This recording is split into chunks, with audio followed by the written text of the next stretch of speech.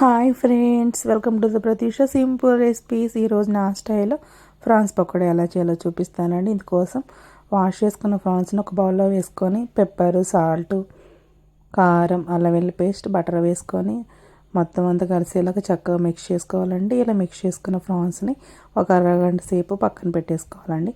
తర్వాత వేరొక బౌల్ తీసుకొని అందులో ఒక 3-4 స్పూన్స్ కార్న్ఫ్లోర్ యాడ్ చేసుకోవాలండి. తర్వాత రుచికి సరిపడా సాల్ట్ యాడ్ చేసుకోవాలండి. తర్వాత కొంచెం కారం యాడ్ చేసుకోవాలండి. తర్వాత గరం మసాలా కూడా యాడ్ చేసుకోవాలండి. ఇలా యాడ్ చేసుకున్న ఈ స్పైసీస్ అన్నీ స్పూన్తో చక్కగా కలిసేలా మిక్స్ చేసుకోవాలండి. ఇలా మిక్స్ చేసుకున్న ఈ కార్న్ఫ్లోర్ మిశ్రమాన్ని ఇంకా పక్కన పెట్టేసుకోవాలండి.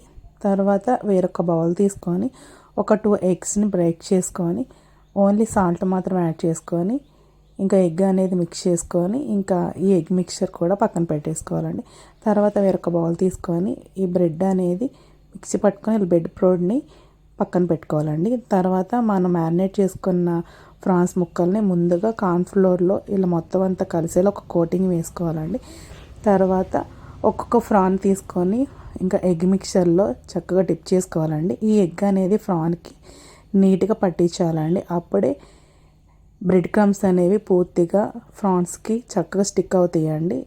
ఇలా ఒక్కొక్క ఫ్రాన్ని ఇలా రెడీ చేసుకొని ఒక ప్లేట్లో పక్కన పెట్టేసుకోవాలండి. తర్వాత స్టవ్ ఆన్ చేసి ఒక ప్యాన్ పెట్టుకొని డీప్ ఫ్రైకి సరిపడా ఆయిల్ని యాడ్ చేసుకోవాలండి.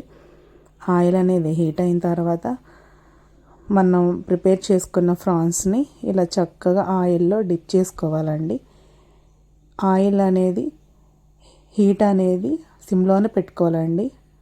చక్కగా సిమ్లోనే పెట్టుకొని ఇలా ఫ్రై చేసుకోవాలండి. అప్పుడే ఫ్రాన్ అనేది లోపల వరకు కూడా చక్కగా కుక్ అవుతుందండి. బ్రౌన్ షేడ్ వచ్చే వరకు చక్కగా ఫ్రై చేసుకోవాలండి ఫ్రాన్స్ ముక్కల్ని. చూసారు కదా ఎంత బాగున్నాయి చూడడానికి. టేస్ట్ కూడా చాలా బాగుందండి. మీరు కూడా ఇదే వేలో ట్రై చేయండి. చాలా అంటే చాలా బాగా వచ్చిందండి నాకు. మీరు కూడా ట్రై చేసి ఎలా ఉందో కామెంట్ చేయండి అండి. నా వీడియో నచ్చితే లైక్ చేయండి, షేర్ చేయండి, కామెంట్ చేయండి, సబ్స్క్రైబ్ చేసుకోండి ఫ్రెండ్స్.